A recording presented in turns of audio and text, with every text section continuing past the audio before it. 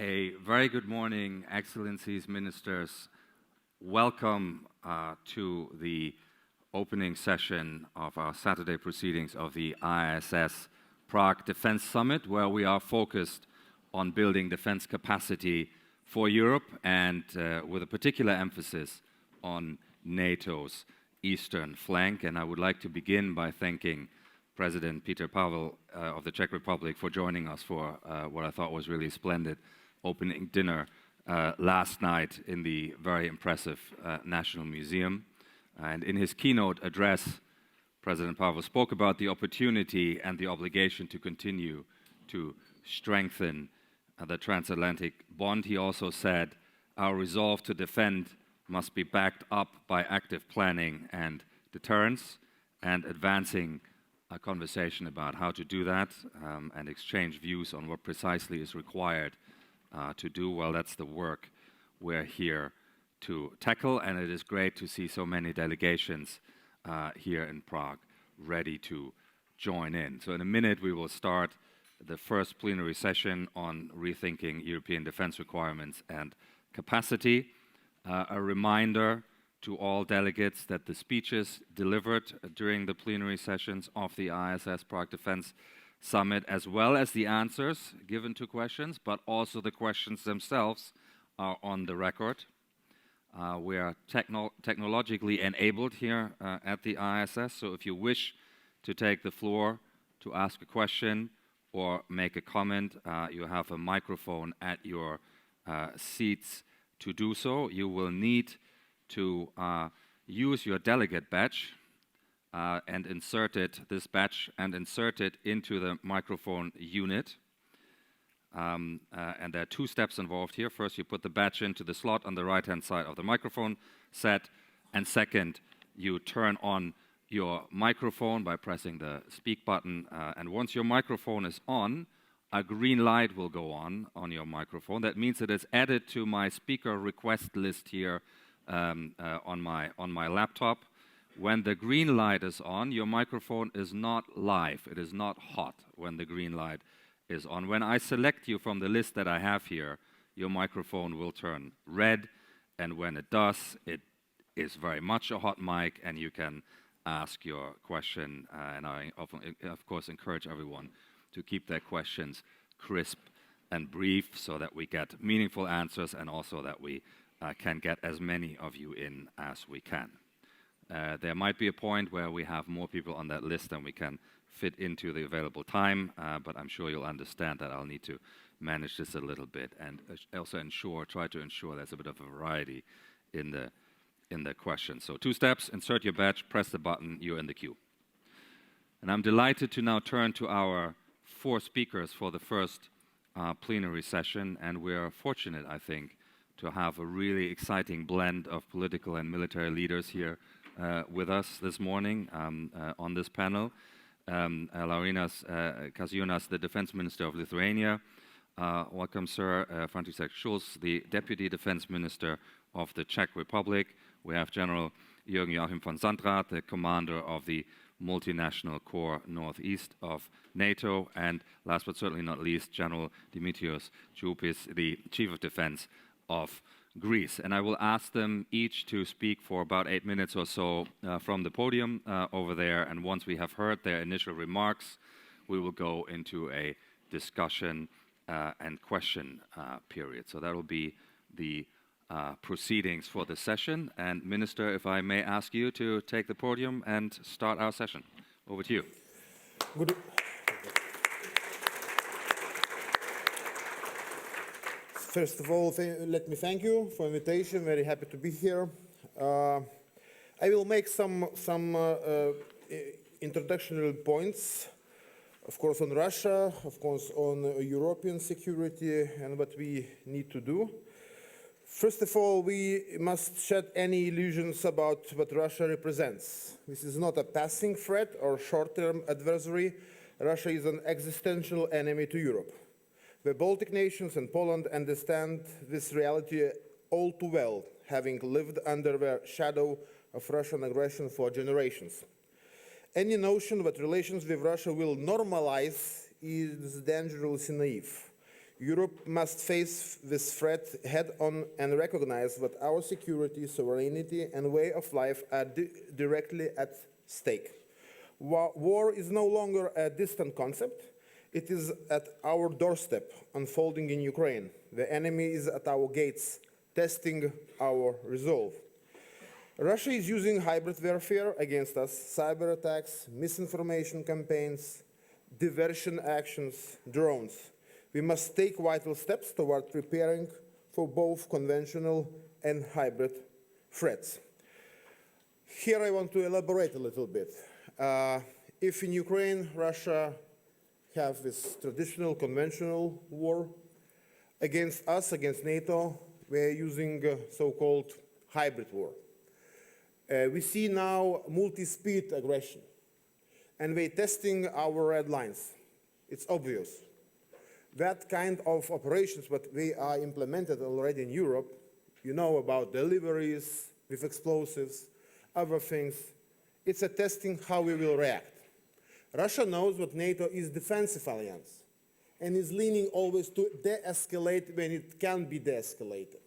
That's why Russia is pushing the line further and further. And our dilemma is to make reaction to deter them from that kind of actions and to punish if it's needed. And this dilemma is crucial because if we will not react, we will push these red lines further and will cut them. And it's a big, big risk. If we talk about possibility of conventional aggression on NATO, here I will use the general's concept of 3 pillars, which we were taught in Lithuania. Russia, it's a question of intentions, capabilities, and opportunities. Russian intentions are clear. It's in identity, it's in authoritarian leader's mind, it's clear. We have the intentions even not only to test NATO, but also to create some problems, even some kind of aggression scenarios. Nobody even discussed that. It's not only about Ukraine, it's about the whole European security. Capabilities. We are on the war stage. We are overcoming sanctions. We are producing now the ammunition 3-4 times more than even before the full-scale war. Example is 152 ammunitions, 300,000-400,000 rounds before the full-scale war, 2 million rounds per year now. So because it's an authoritarian country with no free society, we can survive long war stage economy. And it's their advantage comparing with democracies. And we need to understand that. We don't care about personal, about lives, about human dignity. So that's why the reestablishment of personal reserves and that kind of things is not a problem for them. So it's about the capabilities. And the last thing, which we could control, the first 2 we cannot control, it's on their side, it's opportunities. Do we create for them the opportunities to do against us? That's when here we should go to the credible defense and deterrence architecture in Eastern NATO flank. Now NATO is, on the planning, is better than 2-3 years ago.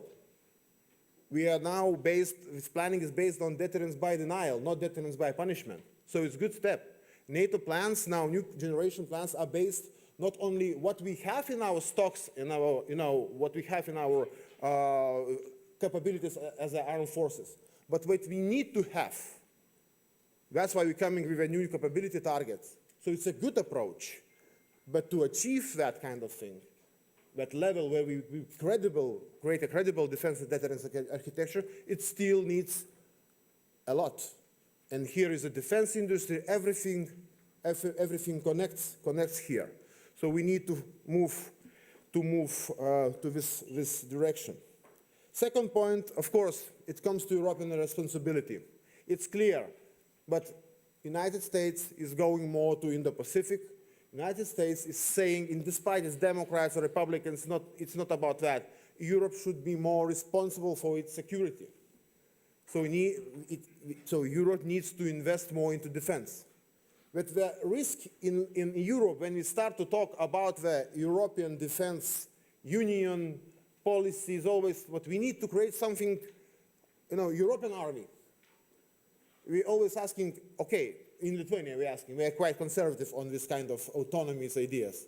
It's autonomy against Russia or the United States? Because sometimes you are talking about autonomy against the United States, not against Russia. So yes, okay, more capabilities, but as a pillar of NATO, not as a duplication of NATO, pushing out United States from European security space. So it's a very, very important thing. I think 2% of GDP for defense is history. Even 3% should be a floor. We in Lithuania are already in the 3% league. We will move forward. Probably 4% will be in the next several years. But if you look at NATO capability targets, what we need to do during 15 years to the future, you need even more than 4%. So that's why we need to move faster here. President-elect Trump is absolutely right. Peace through strength. Europe must take full responsibility for its own defense. And it's up to us, the European nations, to step up. This is a defining moment for Europe, and we cannot shrink from it. I just want to remind that during the Cold War, many European nations dedicated over 3% of their GDP to the defense spending. So Europe, we would say, must do the same. And here we come to European defense. We had already many discussions, forums, and looking at the problems, bottlenecks. I think we can, describe the situation like this. We see a new production lines, but not new factories. So it's evolution, but not revolution. Is it enough? Absolutely not. Is it a step forward? Yes. But we need to do much more. How to do? We have here fantastic representatives from different defense companies, greatest defense companies from all of the world, Western world. So maybe we'll get advices from there. But of course, long-standing contracts, state contracts, regional contracts. Because as we talk with business, we say this is happening now, maybe 5 years it will be over.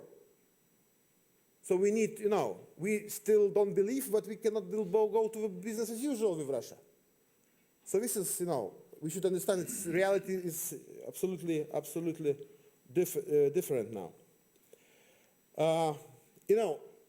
Like I even can say you a simple problem. Ammunition 155. Lithuania has Panzer howitzers, and we will have Caesars. If you want to have the same Panzer ammunition to integrate into one weapon, it's a big dilemma how to do it, because it's certification rules and that kind of things. It's still a big challenge. Now we are solving it, but it's a challenge even here. Russians have 152 and we put everywhere where we need to put it, and we still have these different certifications and regulations and that kind of things. So it's simple, at least looks like a small things, but they are very, very important.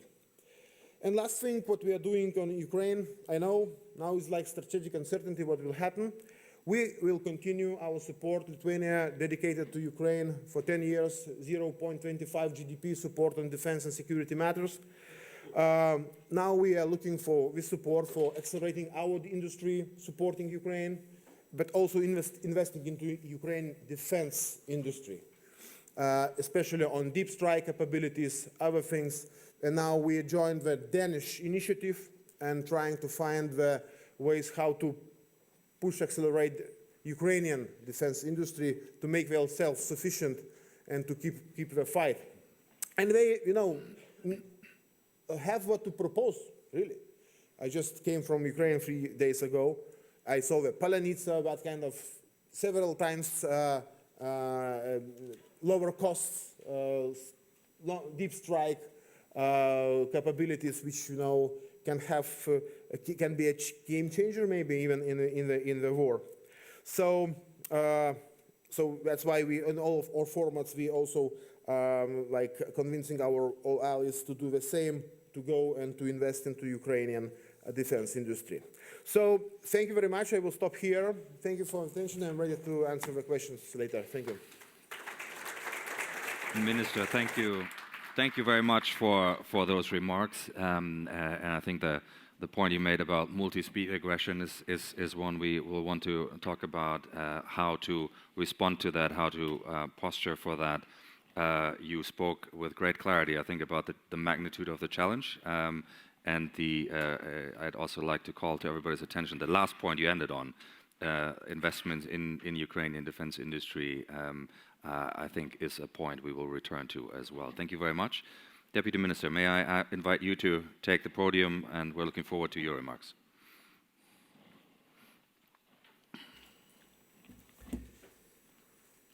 Good morning to you all. Thank you very much for the invitation. It's a great honor and pleasure for me to talk this panel to discuss this issue. I will start just saying some obvious thing, but which we cannot forget. We are living in the era of uncertainty, a great uncertainty. If you look at the history, we are living in this era at least for last decade, maybe for 2 decades. This uncertainty and different crises, which has a synergical effects, showing and creating the vulnerabilities, showing our vulnerabilities, but also the positive effects, positive signs. For example, Ukraine case, the positive sign is how we were able as West to cooperate, to stand up, maybe a bit late, as Mr. President said yesterday, that not all of us stood up in a right time. But yes, at the end, our cooperation and sharing of the burden of the cooperation is great. I can mention another positive sign. We can use for example, European Peace Facility, which turned the tool which was had to be used for something else, was turned to something which was very effective, helping the Ukraine. Of course, the war on Ukraine, the Russian aggression, the Russia-China iron nexus shaping our debates. And I would like to step aside and point few facts which would inevitably shape our rethinking, would use the name of the panel, Rethinking European Defense Requirement and Capacity. Few facts which would definitely influence our rethinking. First, deficits. If you look at the deficits and the depths of the European countries, they are really high in the public spending. There are huge deficits, not on all of the European countries, on the defense. We're discussing the defense spending. For example, my country was 10 years ago, 2015, 2016, below the 1%. Now we are getting to 2%. And we are discussing in general that it's not enough. We should go beyond to 3%. This is the question of absorbing this money. And we have to think about that in a broader context of the public debts, of the ability to explain it to the public, which is expect getting the same services and welfare, healthcare, etc.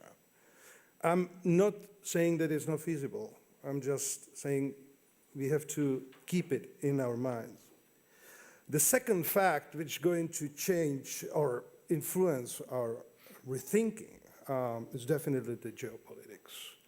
We're discussing a lot I mentioned Ukraine. Mr. Minister discussed in deep detail that involvement and what we are facing.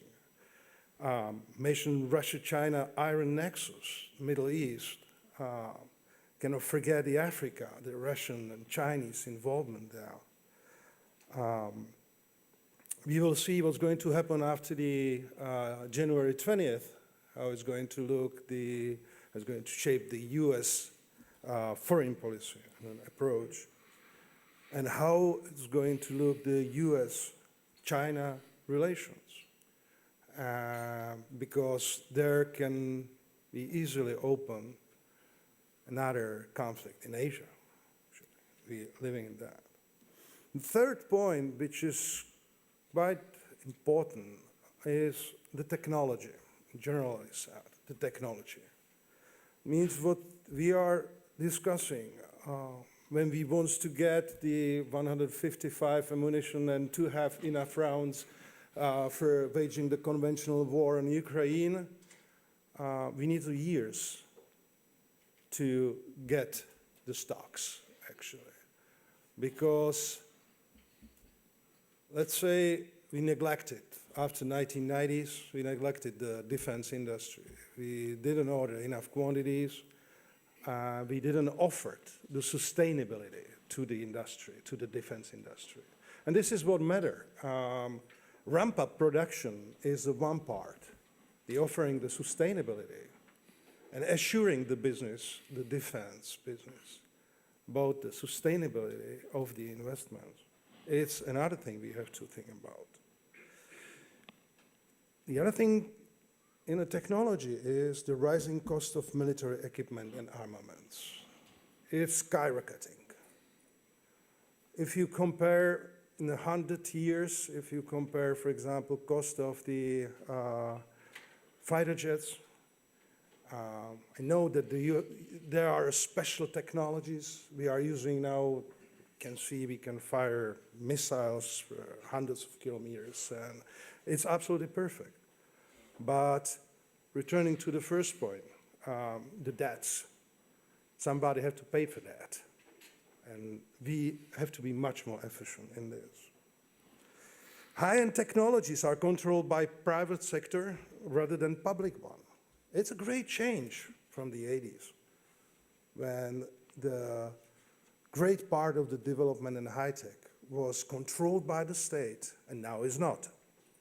And what's more, the globalization of openness made states more vulnerable in this sense, because we are not controlling it. Dual-use technologies, it's another thing.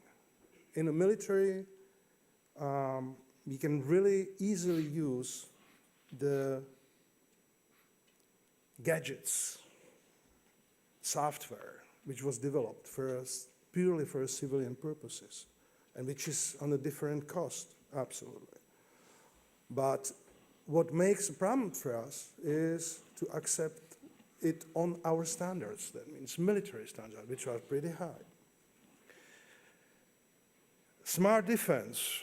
Mr. President mentioned it yesterday. The smart defense is the leitmotif of since 2009, 2008, 2010 maybe. It's always appearing in the times of a crisis, when we're trying to get together and doing it smart. And there are some examples which are positive, but most of them showing that we are unable to do it. We should, in Europe especially, work more on the cooperation and standardization than in the nationalization. We are all pushed, if we are ordered some equipment, to employ the domestic industry into that project, and in maximum to get the domestic defense industry, which is quite positive. But sometimes it's the obstacle for the standardization. Look at, for example, tank Leopards 2A6, 2A7. How many variants you have in Europe in these things? which are not compatible on the battlefield. Now we are discussing, there are already contracts signed, and as a Czech Republic, we are hopefully pretty soon will take part in this project in 2A8, which is run as a standard project except C4I, which could be nationalized, which is quite logical. I'm just looking forward to how we're going to keep this demand of the standard tank except the C4I. And I can continue. I would mention just briefly two other limitations or facts which would limit our thinking. This is the demography in Europe, aging, and the situation on the labor market. And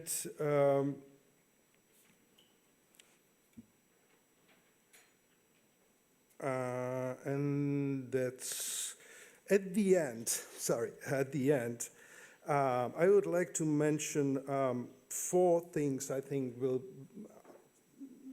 be very important for us. First, both transatlantic relation. We have to keep the US in Europe, definitely, as Europeans. Deepening the cooperation with the UK. It's very important. Smart spending and procurement. Focus on robotics and AI to substitute labor somehow. And definitely we have to learn a lot from Ukraine. The lessons learned from there are very important. How to employ, for example, civilian drones to wage the war, to use them on the battlefield. And how the very expensive tools are not valid due to electronic warfare, for example, on the battlefield. So I will stop here. Thank you for listening to me. And very good. Deputy Minister, thank you very much for your statement. And I think the constraints that you outlined, ranging from fiscal space to the geopolitical dynamics that we all have to deal with, to technology and its evolution, all the way to demographics as a limiting factor, will be key tenets of our conversation as well. And thank you also for ending with your four priority areas there that we can pick up. Now we'll change the perspective a little bit and hear from the military side of our panel. And General Sandrat, if I can ask you to take the floor. As a NATO commander, we'd be interested to hear whether you feel you have what you need and what else you might require. General. Thank you very much. Dear ladies and gentlemen, I hope our plan is simpler than your microphone concept. 2 steps. It's a 2-step process. That is one message will be simplicity. Ladies and gentlemen, who is me? I'm the commander of the multinational Corps Northeast. The multinational Corps Northeast is the NATO headquarters, the NATO front headquarters in the land domain located in Poland, Stettin, and has a responsibility to defend a 2,200-kilometer land borderline to Russia or Belarus. That includes Kaliningrad Oblast, all the way down from Estonia, Latvia, wonderful Lithuania, Poland, and that's what it is all about. Secondly, I will not justify my statements. I will just make statements because they are the conclusion, prudent conclusion, of my 42 years of military career, mainly only in the operational domain, and from almost 3 years tactical planning after the unlawful war kicked off in Ukraine. I ask myself always 3 key questions. Is our regional plan fit for purpose? Main purpose is to prevent war. Second purpose is, if we have to go to war, win the war. With me, I'm a bad loser. Second is, not whether we have to learn from Ukraine, what do we learn from Ukraine, and how does that impact our plans? And third question is, does our plan rather speak Russian or does it speak NATO? So does our plan rather support the Russian understanding of fighting the war, or does it rather support our understanding of war? And I will allude on that just with some statements. First statement, the Ukraine war is neither the war of the past nor the war of the future. The Ukraine war started in a dynamic, maneuverist approach. We all assessed the defender will fail within some weeks.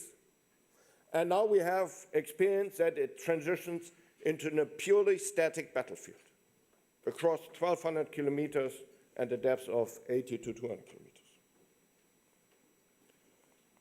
And we are missing the counter-maneuver to re-establish integrity.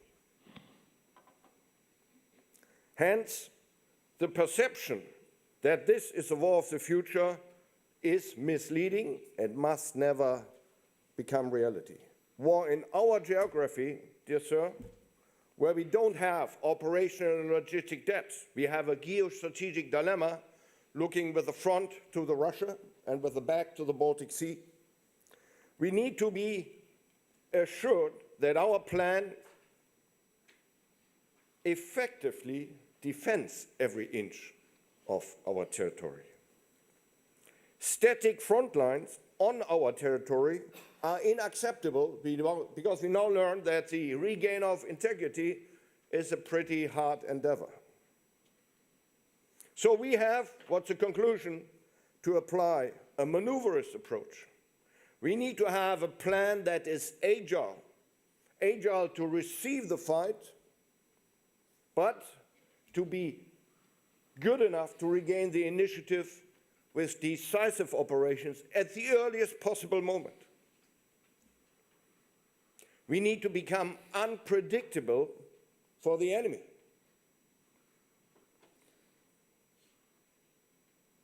We need to have a clear idea, not only talking about combined arms, multi-domain, we need to be convinced that we can do it better than the enemy. And our plan does not have to speak Russian. So, do we rather apply a linear tactic by investing all we have into the first line of defense, where the uncommitted capabilities that allow me to become decisive, either because I have to reinforce, relieve in place, to block, or I'm a cavalry of the counterattack? That leads me to the requests. First of all, we need to accept that it is not anymore an academic discussion. It's real. It is as real as I was a lieutenant and a cadet in the Cold War and knew where my position was in the inner German front line. We need to regain the understanding, the capability, and as our Finnish colleague yesterday said, we need to have the mindset and attitude, the spirit of maneuver, the will to win, truly integrated, truly collective, truly combined and joined. We need to have an offensive understanding of defense. We need to have forces identified, not on paper. We need to have them available in the time of need, not in a political-driven sequence, 10 days, 30 days, 100 days, 150 days. Across all warfighting functions and functional areas. In a nutshell, it's maneuver and enablement. All we do has, by minimum, regard 5 parameters. We need to have a clear idea about the sensor-shooter link, so find the enemy and effect the enemy. Nothing what I tell you is rocket science. It is as old as military art is.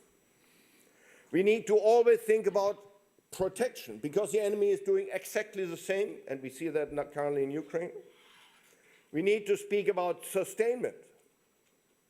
I don't worry my maneuver, I worry my rear.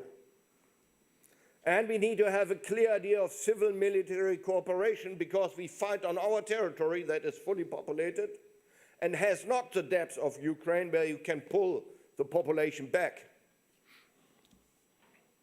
This in a multi-domain understanding, in a whole of government, whole of society understanding, in the combined arms understanding.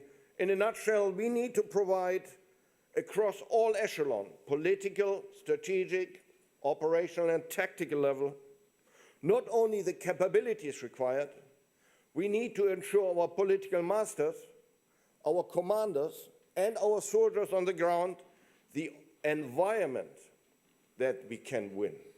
The environment is command and control, C4I, battle space management, just in a nutshell. We need to think red. It's all dependent on our assessment of the enemy. Currently, we hope that the enemy applies option A, option B, or option C.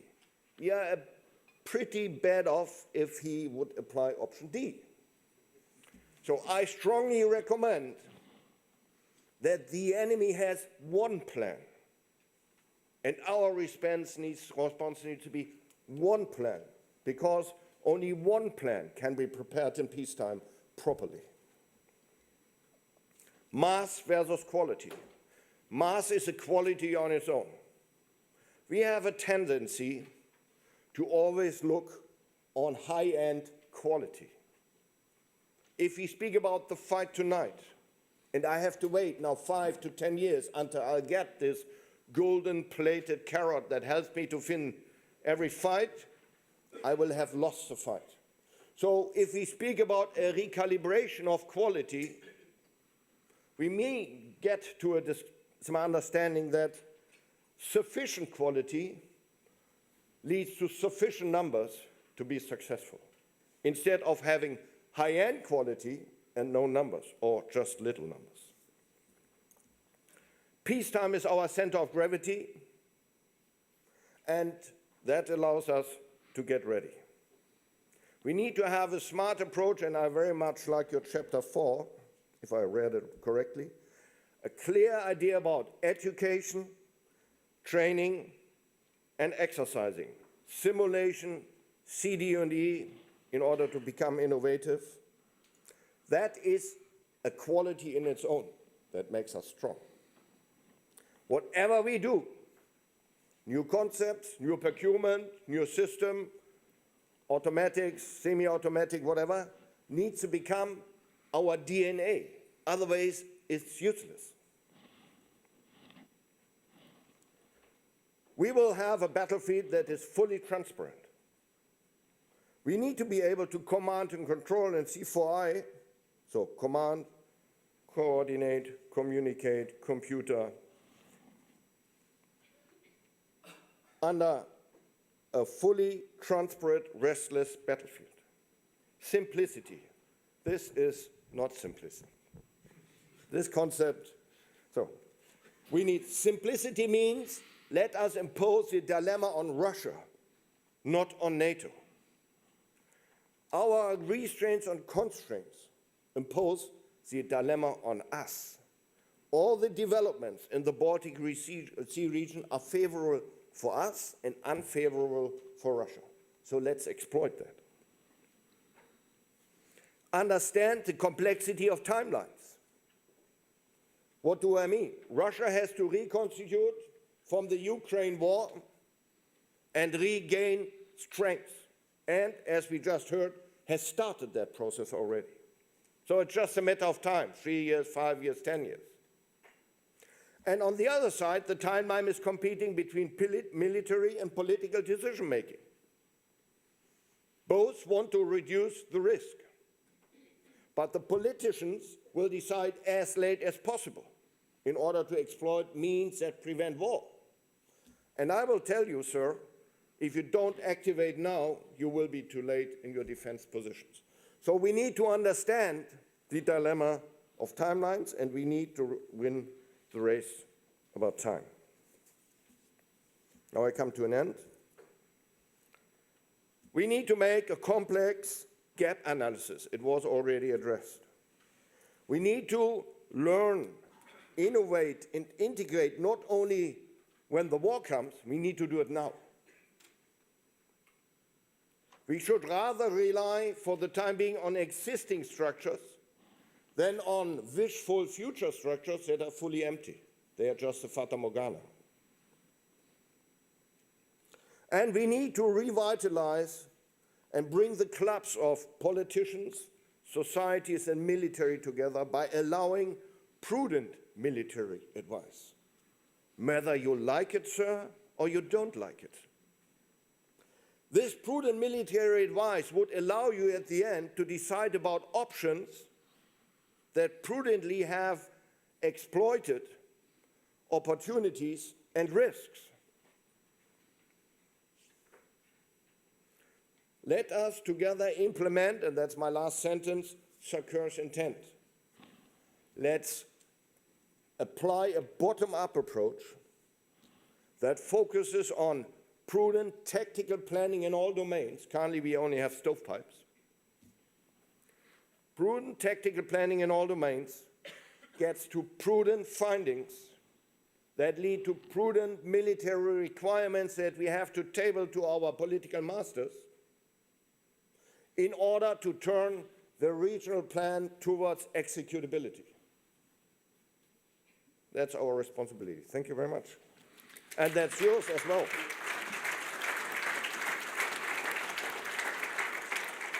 General, thank you so much for those remarks. There are a couple of points in there that I'm sure people will pick up on.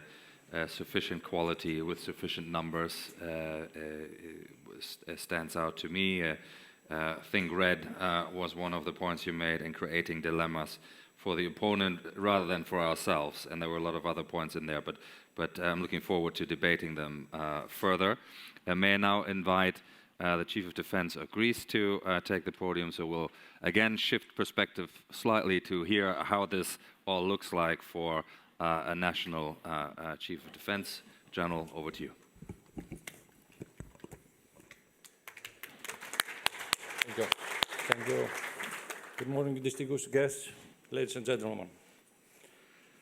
To begin with, I would like to thank the International Institute of Strategic Studies for extending an invitation to attend this very significant event. Let me start by stating that geography produces history. This is a phrase which over centuries has been accurately depicting indisputable reality within the European continent. With regard to the geostrategic environment of Europe, and against the background of the blatant Russian aggressiveness in the East and the upheaval in the South, LHC in the Middle East, it has become more than evident that the EU and its member states will have to join forces and strive to do better in the areas of security and defense so as to bridge all the identified gaps, especially in the operational realm. On a subsequent and more extended assessment cycle, we might as well postulate that while being affected by a stealth, hybrid, and to a great extent asymmetric threats within our continent, we are currently in reality face an arc of instability, which covers all the eastern periphery of the European continent. At this point, and as regards threats assessment, I would like to highlight that while Russia used to be the main threat to the alliance, to which in reality we turned in a blind eye, even thought we had tangible proof in Georgia, in Crimea, in other countries, via the frozen conflicts, that the next one was about to come like Ukraine, and after a certain period of time, and a subsequent analysis, the geostrategic dilemma clearly posed is who will be the next, and who will be affected by this visible, ongoing, and revisionist threat. Following the foregoing introductory geopolitical analysis, and with regard to the Europe defense planning, programming, and budgeting system, and what we must do, and what is procedures to be followed, I would like to draw your attention to a hard fact, which all of you within this room, you are familiar about. The only and one-way sequence of defense planning originally stems from threats to the operational requirement and needs, that follows to the capabilities in sequence, and finally we have, let's say, the staffing and recruitment process. This is, let's say, absolutely in sequence. If we mix this, we follow and we will have problems. From which or from the other side. And it's reality that we systematically missed previously, and in this conflict in Ukraine, we discover again that we need to follow this sequence from the threat point of view in order to discover the operational problems that will be solved by the capacity, and afterwards will be means leading to the recruitment and all these procedures for staffing. Technology lies at the heart of a global competition. It is accordingly utilized in order to provide a decisive advantage. This is a never-ending pursuit. Technology is the critical factor to manage the unpredictable.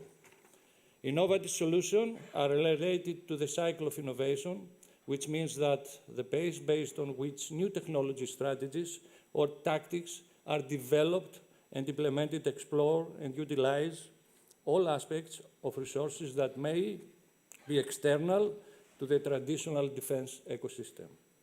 How to manage this? Innovative at speed, innovative resilience, dual-use technology, which is another issue, working with bold leaps.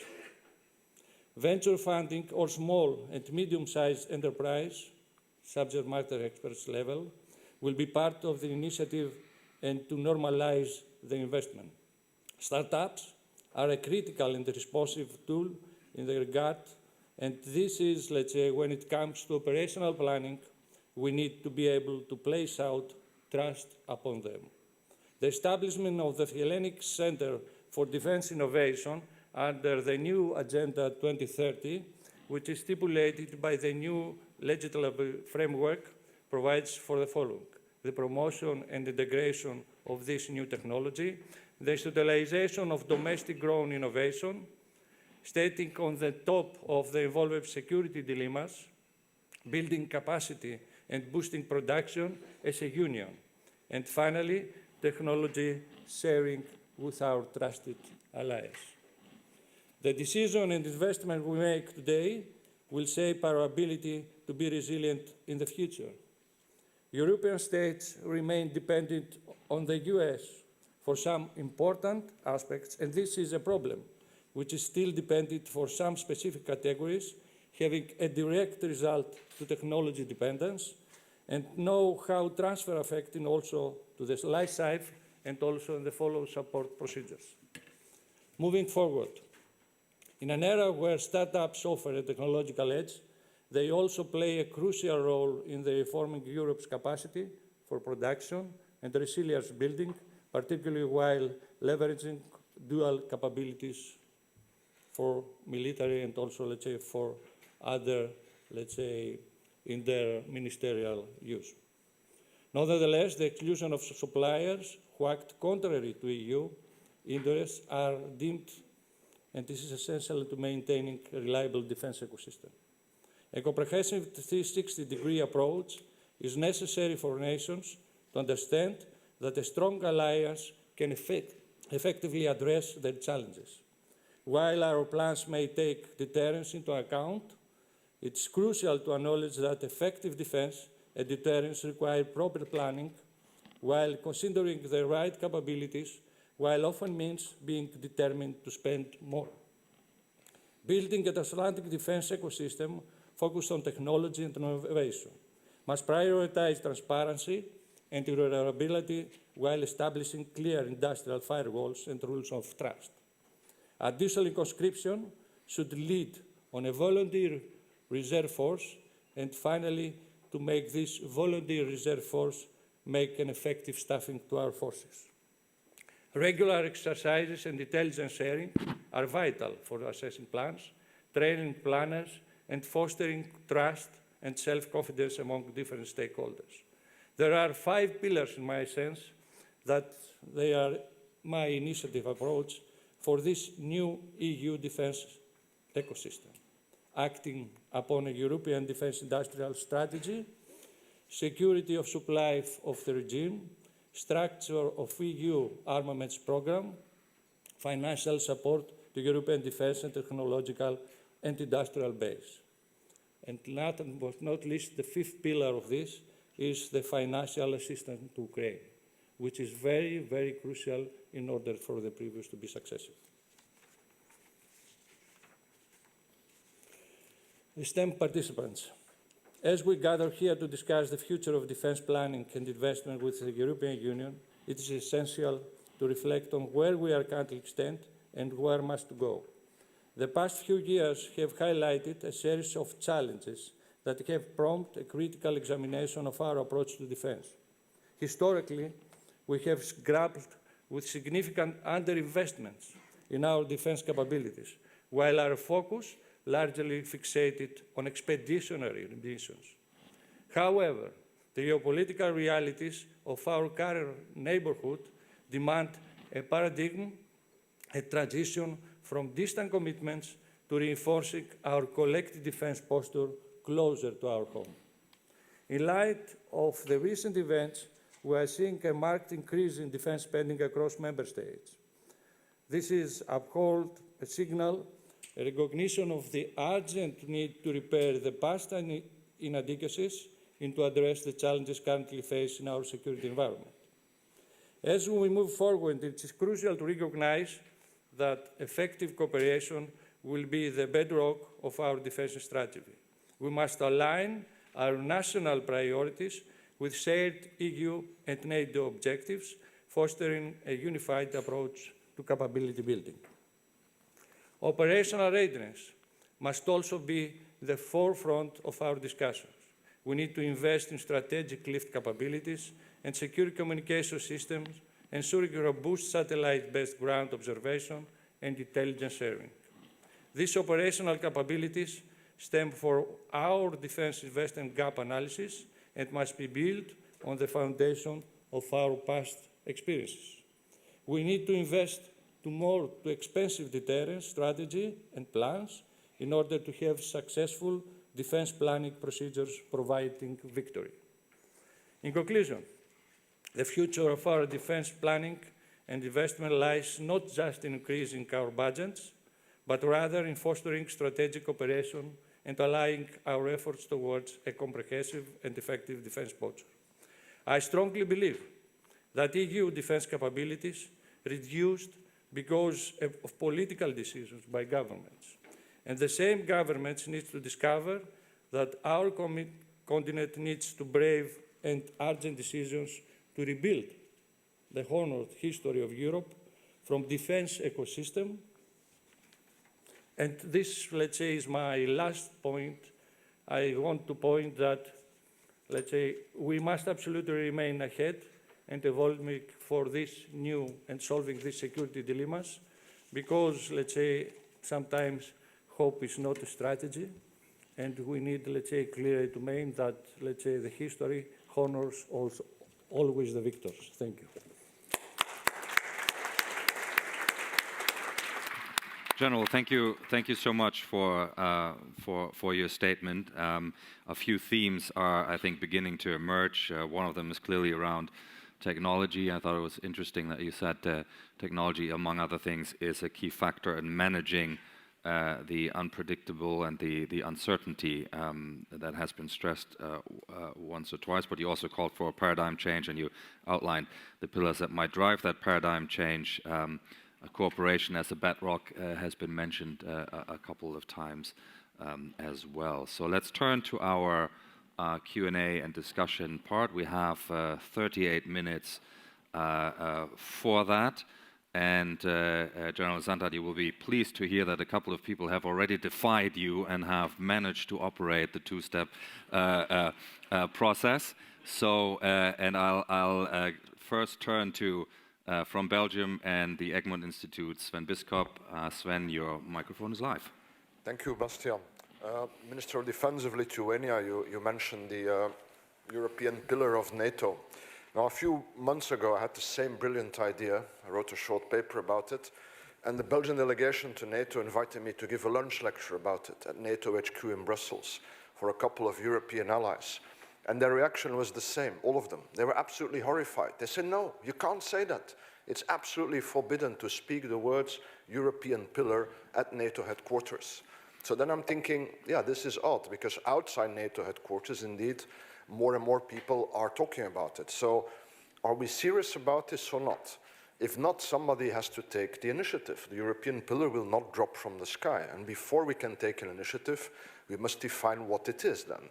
I don't think it means that all European allies do a little bit more individually. I think it means a set of European allies must come together and collectively decide what they will do more to provide ourselves with the strategic enablers that we are now lacking.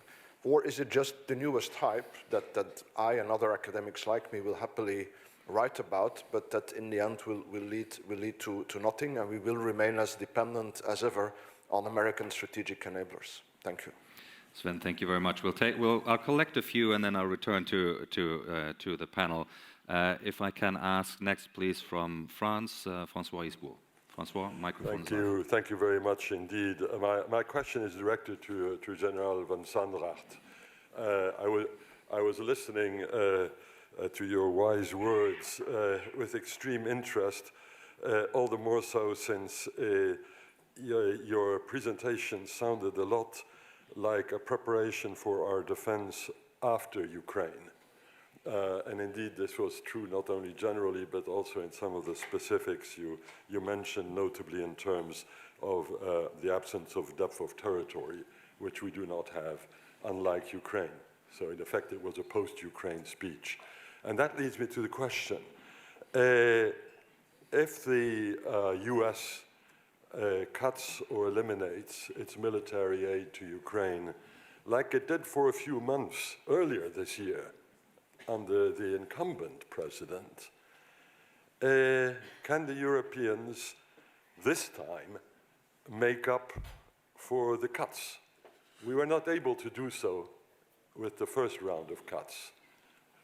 Is there any reason to believe that we would be able to help Ukraine stay in the war, fight victoriously, if in the next few months the United States cuts off its military aid? It's a very serious question, because we are going to have to decide as Europeans what our strategic priority is going to be, keeping Ukraine in the war or planning for post-Ukraine defense.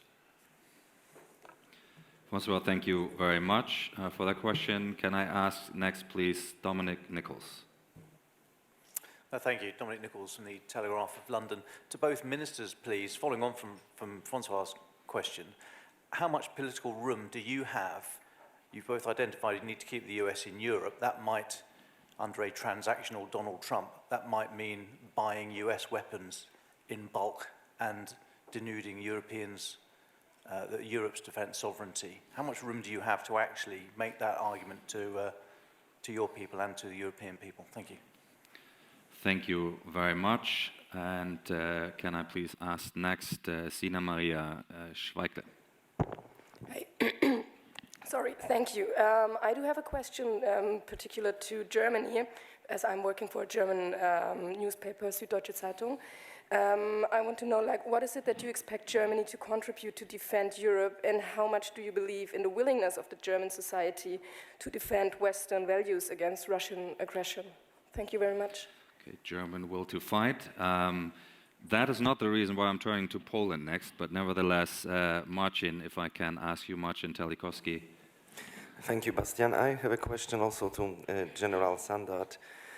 And I know it's not the issue which we could very often openly talk about, but I still pursue the question because I think it's also part of deterrence messaging. Within the concept of maneuver and flexibility and bringing the war to the other side of the border in case of the escalation of Russia against NATO, is one of the lessons learned for Ukraine that actually NATO should be able to strike deep into Russia from day one?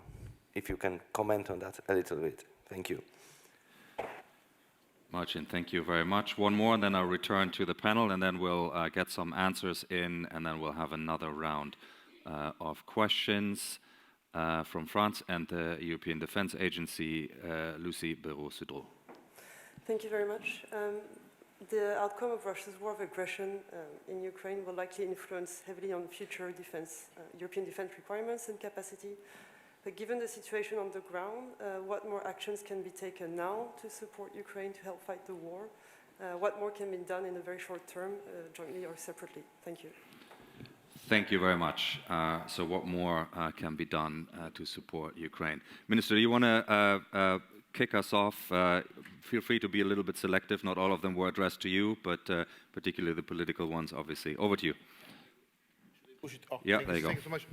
Okay, thank you. Very good question on strategic European autonomy or European pillar of NATO. So this is like a one direction, but like different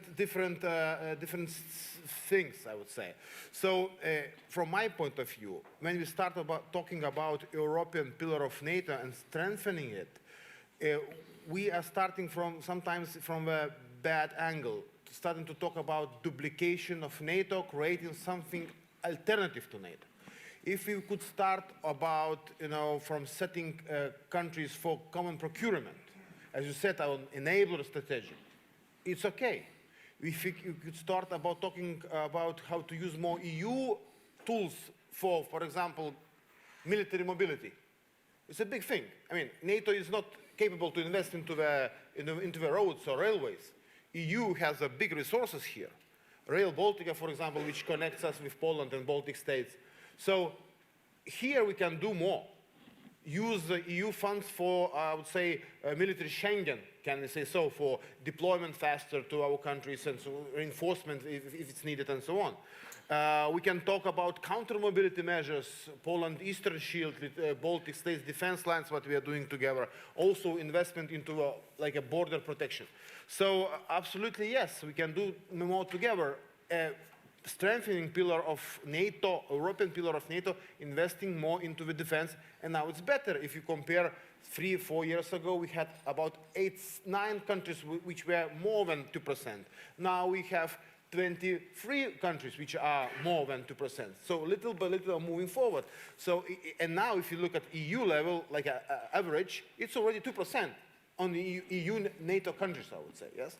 So it's step by step, but comparing what is Russia doing, how we have, how fast they are, for me, it's very interesting always to discuss, when you meet very pragmatic people asking, look, Russian GDP is like Belgium and Netherlands together.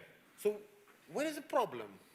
So what is the problem for NATO, to our compete Russia? But it's different, democracies and autocracy, which can, put on the table everything. And we cannot do it because we have elections, societies, democracy, cleavages, and that kind of things. So this is the, this is the moment. So going back to your question, no, European pillar of NATO, yes, more investment, not duplicating NATO. Simple as that. On more procurement from the United States during Trump era. We are ready to do that. Already now, 20% of our procurement goes from the United States. And here is some companies which we are procuring. And we are HIMARS, Javelins, Stingers doing and have in our plans. And Northrop Grumman we are doing together on producing the 3 mm production line in Lithuania. So moving forward, so we have free space, and we will increase our spending, and we, of course, American footstep will be important here too. Thank you very much. Deputy Minister, may I ask you to pick up some of these questions, and perhaps also, and we don't have to make it specific to Germany, but are you worried about the political cohesion, the will to fight, the will to rally around this agenda? Over to you. Okay, thank you for the questions, and yes, I will just pick up a few of them. Think about the Germany one to answer. European pillar. This is always approach, I would say, from up to bottom. We discussed it, which is not the best approach, I think. We should answer why we should have the European pillar within the NATO. We want to competing the US or the other allies, or why? Why do we need it? This is some not sure about, and we have to discuss this. But what is more important for me, for the discussion, we should discuss it from a bottom up. There is one truth: if you have a concrete project, it is working. I'm always using the example, the donation of the Leopard 2A4 tanks from Germany to Czech Republic.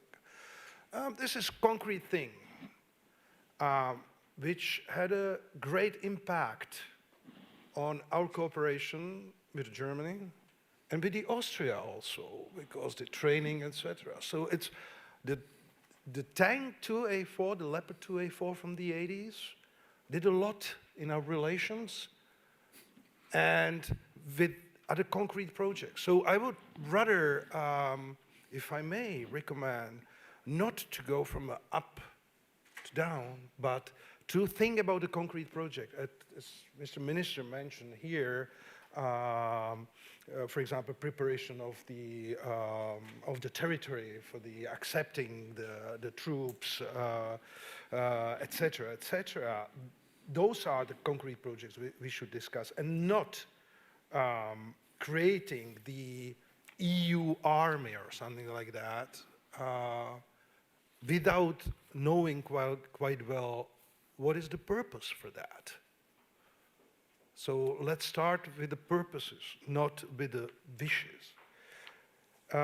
Concerning the procurement from the US, I can say on behalf of the Czech Republic, actually, we are procuring. Last year we decided to procure the F-35s from the US, which is I think the biggest acquisition in the modern history of the Czech Republic. We already received the H-1 system helicopters from Bell. We are procuring the CCI material, and I can continue. So,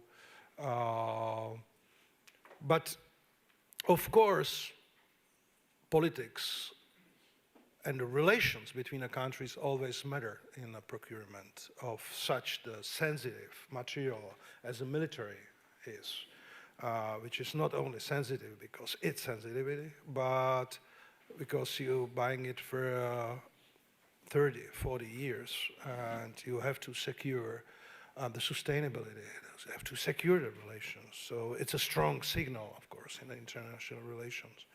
Although this fact is always plays some role in a decision making about the procurement.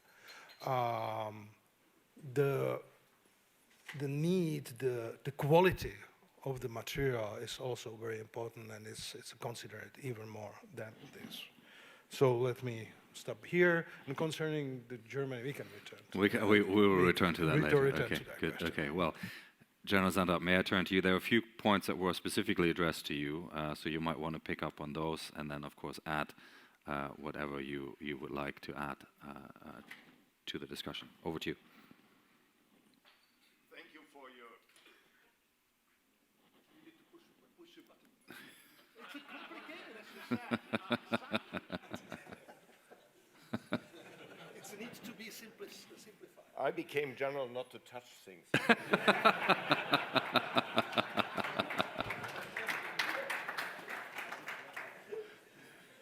First of all, I say thank you for the questions, but I'm not really grateful for the questions because I sit here still being in charge as a German general, as a NATO general. Of course, I'm Joachim von Zandart. I have the right to elect, and we have 4 wonderful kids. So I will give you some formalized responses, and then you will learn some Joachim von Sandert ideas about the one or the other questions. First of all, mon cher ami, please don't misunderstand me. It is not about the fight after Ukraine's war. It is about now. I use this exemplary only, and now you look at the map. We did a study. We copied one-to-one the unlawfully conquered square kilometers in eastern Ukraine and transferred it one-to-one, and you know the map, sir, to our area of operations. And then you would see that Russia would not have gained the coastline, but it would have gained control of 60% of the three wonderful Baltic states. The land bridge would have been established between Kaliningrad Oblast and Russian area of influence. And Tallinn and Kaunas, two capitals of Lithuania, would have been contained by Russia. And all those areas where minorities live that do not speak Estonian, Latvian, and Lithuanian firsthand would be under the control of Russia. That's why we cannot accept that status quo. That's why we need to have a defense idea that prevents that. We give away space to trade time in the hope that this famous counterattack coming at D plus whatever regains integrity. Joachim von Sandert tells you Kursk comes 2 years too late. And that we should learn from Ukraine. That refers to the question about my Polish friend. What does it mean to be, impose the war to the enemy? And of course, we need to have the right that after we have been attacked, to apply everything that is necessary to defeat the enemy, not to block and contain the enemy, to defeat the enemy. And if necessary, ideally there where it hurts most. So yes, there should be no constraints and restraints after the attack has been launched. Otherwise, you handcuff me in my opportunities to successfully operate in the land domain. And of course, I do that in a multi-domain environment. Ukraine, what can we do? First of all, I think it is an endeavor for all nations on the world that would fight for liberty, sovereignty, self-determined right to live as we want. So it's not only a matter of the democratic states in Europe, all over the world. Nevertheless, it's a fight in Europe. And the fight we prepare for, which we want to prevent firsthand, would be a fight in Europe, no matter whether it's High North or in the Baltic Sea region. So, of course, we have a primary responsibility. And I would fully subscribe to what you said, sir. It is a combined endeavor between our Northern American friends and Europe. But we have a foremost responsibility. And sometimes you don't need troops, you need effects. So the question is, how do you balance that? What to do before Ukraine? Usually, and my political advisor now tells me, shut up. And he is right. On the other hand, I need to tell you what I think. So please imagine me being in civilian clothes, Joachim von Sandert, father of 4 kids. We need to have a conviction what we as societies are willing to fight for. And to fight is more than just delivering material. So the questions I pose to you before you get an answer from me. Do you think that the Allies would have beaten the Wehrmacht and successfully landed in the Normandy if the Allies would only have received material from the US? Second question. From 2009 to 2011, we have had 130,000 soldiers under the NATO umbrella in Afghanistan.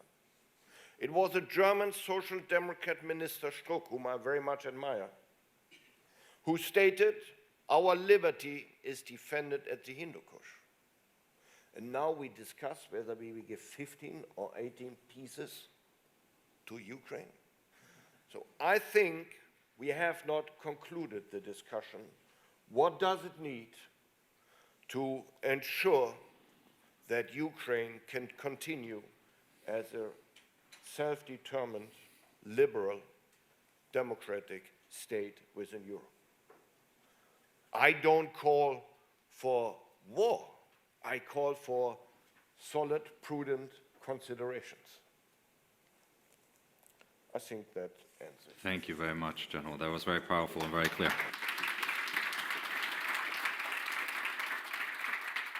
General Troopers, if I may turn to you and ask also for your views, you might want to say also a word about the European pillar in NATO, but also some of the national choices that you might be thinking through in terms of procurement, in terms of additional support for Ukraine. So please feel free to pick up on these issues.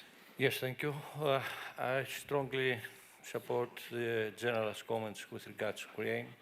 I strongly believe that with regards, in order to have a victorial status, we need, let's say, previously, to have in our national, let's say, umbrella, to plan for this status. And in order, let's say, to make it happen, let's say, this is, let's say, following not exactly the capabilities, but following the technology and innovation, which is bringing us the unpredictable, let's say, multipliers. And these multipliers is coming from startups, coming from new companies, coming from, let's say,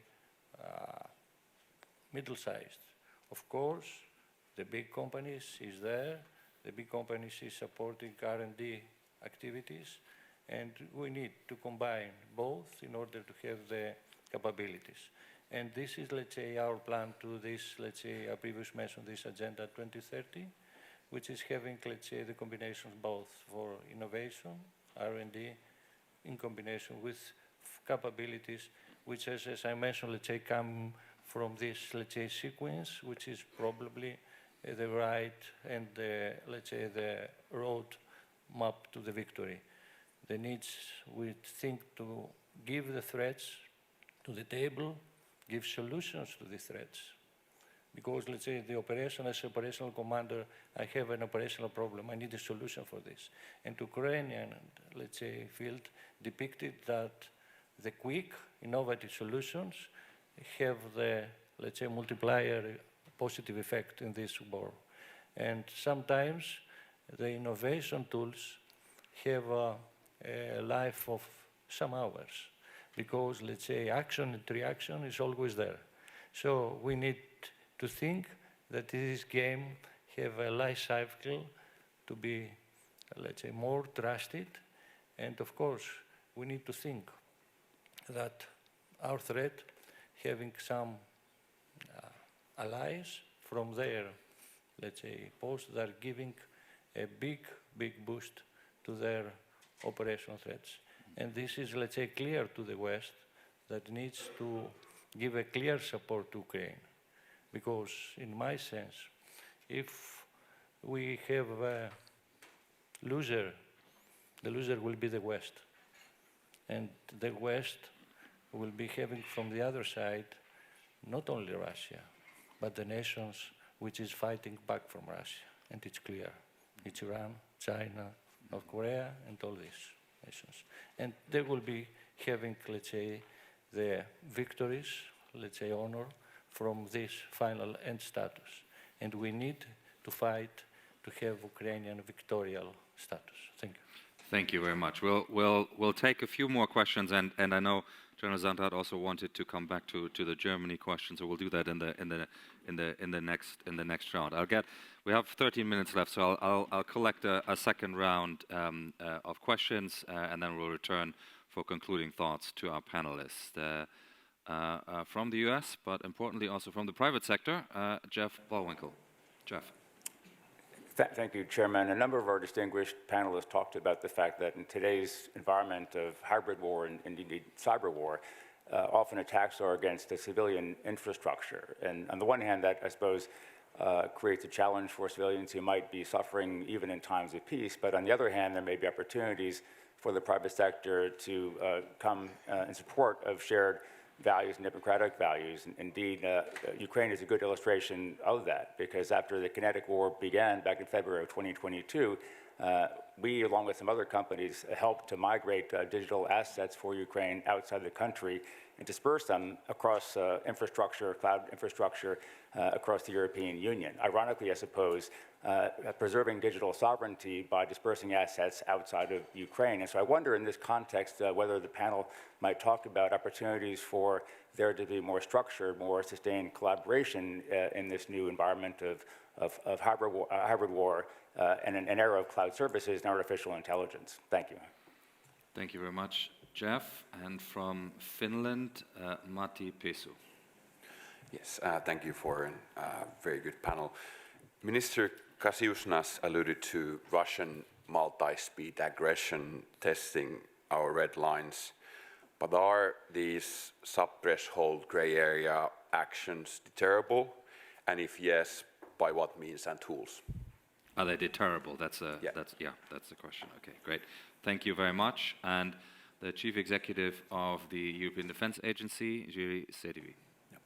Okay, thank you. Thank you very much, Bastian, and excellent panel, great conversation. A comment on strategic autonomy issue that was mentioned several times, and indeed it's been a bit of a stigmatized notion or irritant, seen as a strategic autonomy from or against, but we should see it as a strategic autonomy for something, and the for something, I believe, is capability or capacity, and we are speaking about rethinking European defense requirements and capacity, so capacity to act autonomously for the EU in situations if and when necessary, when NATO, US/ are not involved. And we have a lot of scenarios now, especially in the region of MENA, Middle East, North Africa, to that. And indeed, we need to have operational autonomy in terms of having capabilities and enablers that would make it possible to act alone and indeed supported by a robust, resilient, industrial, technological base. So this is just a comment. And I should say that actually we have heard this already from our US colleagues. Mike Vaccaro is here. Bill LaPlante is boss. When we were negotiating the administrative arrangement between European Defence Agency and the US DoD. And I believe that we will hear this message again from the new administration. So just a comment on strategic autonomy. Let's not call it strategic autonomy, let's call it strategic capacity to act autonomous or something like that. But I think that this is absolutely inevitable for the European Union to be a pertinent and relevant security and defense actor into the future. Julie, thank you very much for that comment. I'll take two more and then we'll return for concluding comments to the panel. And I'll put the speakers on notice that I'll go in reverse order when answering questions in that. So we'll start, General. We'll start with you, and then we'll work our way back here. From the ISS, Bill Emmett. Oh, yeah. Thank you, Bastian. My question escalates the geography, as it were. There was comments, an interesting comment about the iron nexus between Russia and China. And we also see 10,000 North Korean troops operating alongside Russia in Kursk. And while this is only 10,000, there's more than 1 million more where they came from. What implications do those two things, in the opinion of the panel, have for defense requirements and capacity in Europe? I'm not talking geopolitics, talking defense requirements and capacity. Thank you very much, Bill. And we have from Switzerland, Andreas Papone. Yes, I would like to say that I wholeheartedly concur with General Sandra about simplicity. Luckily, we don't take our microphones to the theater, to the battlefield. My question was, when I think about simplicity with armament, the first thing that comes to my mind is like Soviet armament, because this is really simple and usable stuff.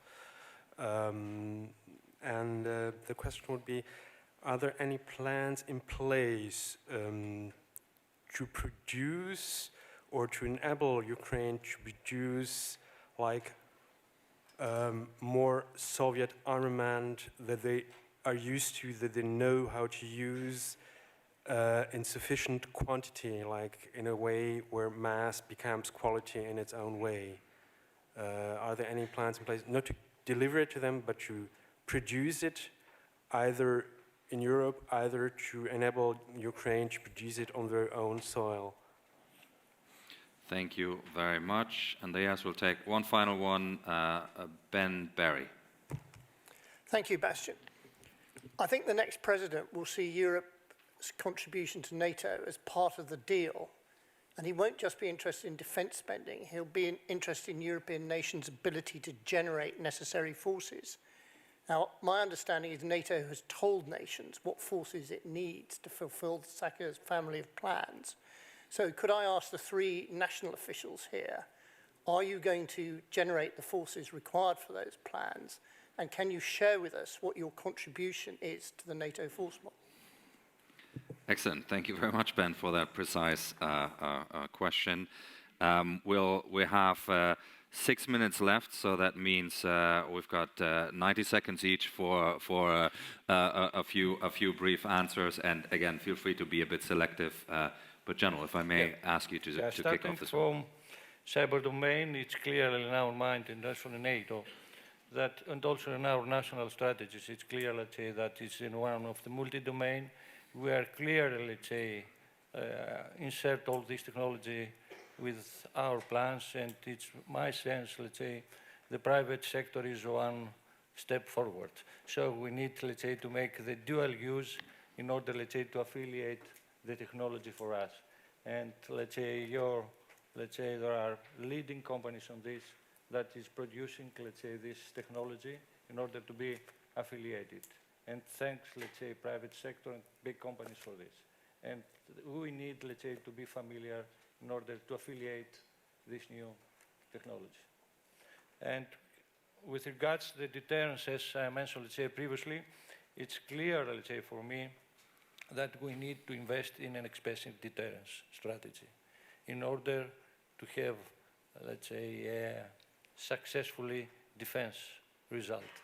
And this is clear, let's say, for me, because I think we make the plans, but finally the planning is the procedure that giving us the victory.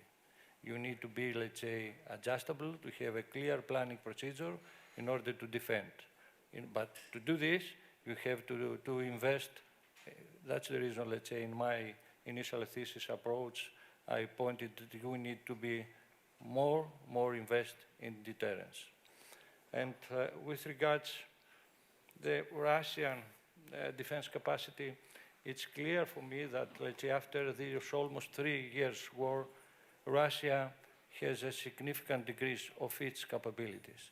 And we need to measure this because, let's say, it's very critical for the resilience of this war to be invest in this Ukrainian resistance, let's say, to be the clear message for the enemy, because we need to think about that Russia imports all the assets from China, North Korea, and specific, let's say, more, let's say, threat-related countries.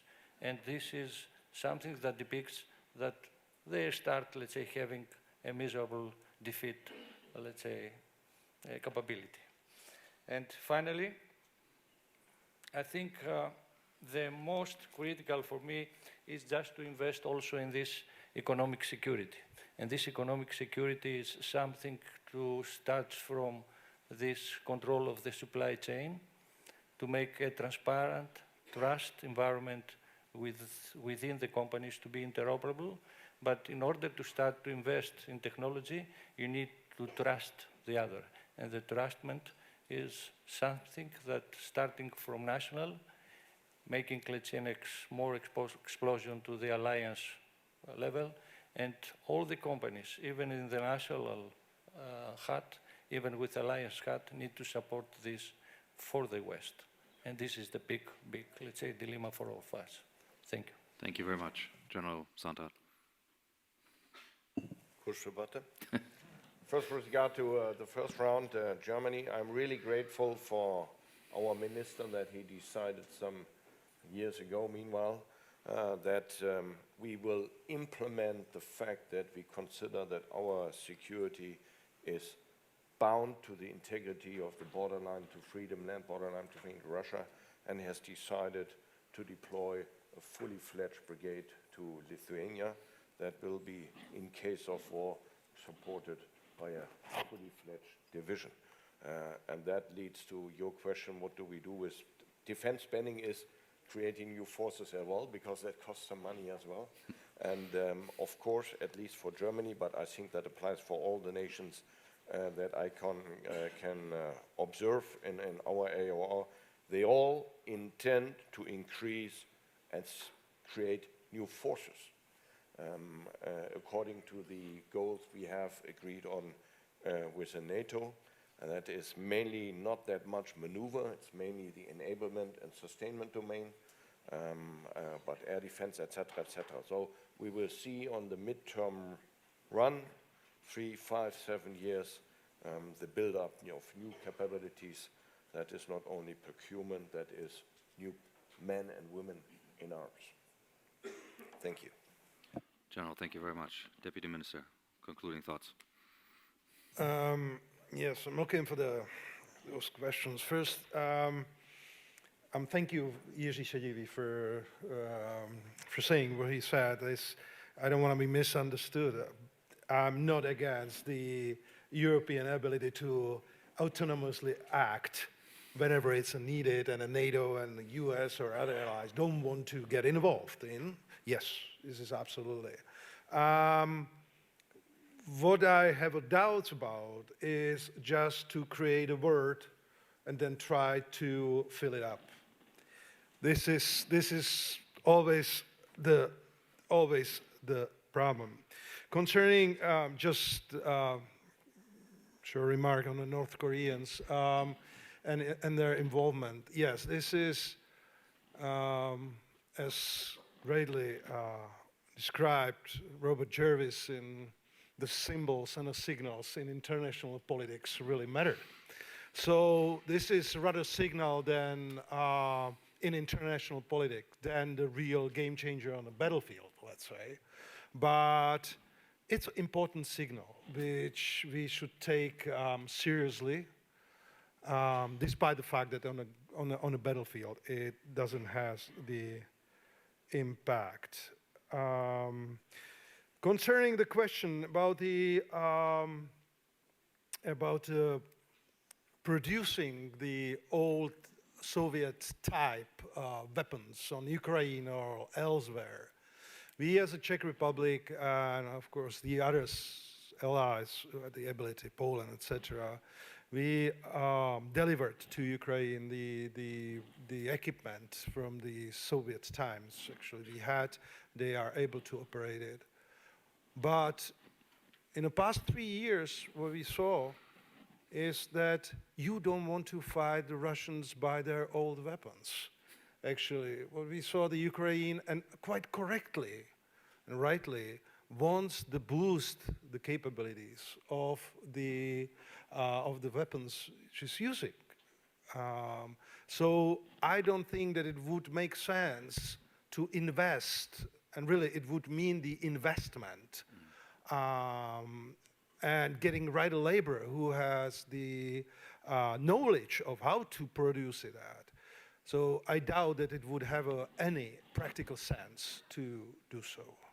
Thank you. Thank you very much. Minister. Yeah, thank you so much. On capability targets, on defense plans, yes, we will contribute. Now we established our Lithuanian division, trying to create one heavy brigade with tank battalion, 2 infantry fighting vehicle battalions, also 2nd Medium Brigade with 2 infantry fighting vehicle battalions, also moving with middle range air defense, short range M-SHORAD air defense. We lack a little bit resources for anti-ballistic capabilities, for, I would say, helicopter aviation, which is also could be according, the plans could be our aims, but we will move, as I said, from 3% now to 4%.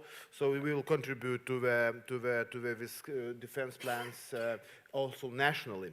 On Ukraine and its industry, we are already adopting itself and really are capable to do a lot of things. For example, we have Bogdana artillery systems, which is more cheaper than Western, but quite effective. Stugna anti-tank weapon, which came, it's Russian style, Soviet style, but we adopted, and now we are also producing Polyanitsa deep strike capability. We are working from prototype type to production lines.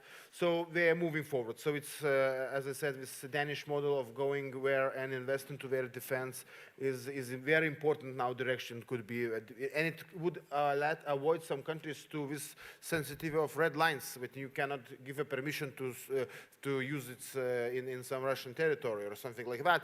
So if you invest in defense of Ukraine, it's no red lines. They can do what they want. On multi-speed aggression, last point, it's a tricky thing. There's 2 approaches. Like Lithuanian approach, which is saying we just recognize what's happening. In Lithuania, we started from our monuments, historical monuments, to provocation against them. Then we started to fire some companies which supports Ukraine.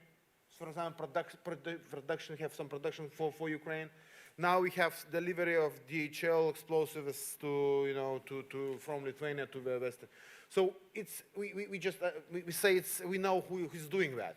Our European NATO countries saying, yeah, it's happening, but it's maybe just some political hooliganism, but there is no attribution. So it's 2 approaches. Like recognize and say we need to be more active in defense, as General said, to create for them dilemmas, not only they're creating for us. Or another approach is saying we have no evidence that it's Russia, and just no problem, So it's 2 approaches, which I think a second one is not correct, I would say. So thank you so much. Thank you very much. Excellent. Well, that concludes what I thought was a splendid first plenary session. Thank you very much. We'll start the second plenary session at 11 sharp. Before you enjoy your refreshment break, may I invite you to thank our excellent speakers for a very engaging debate. Thank you very much.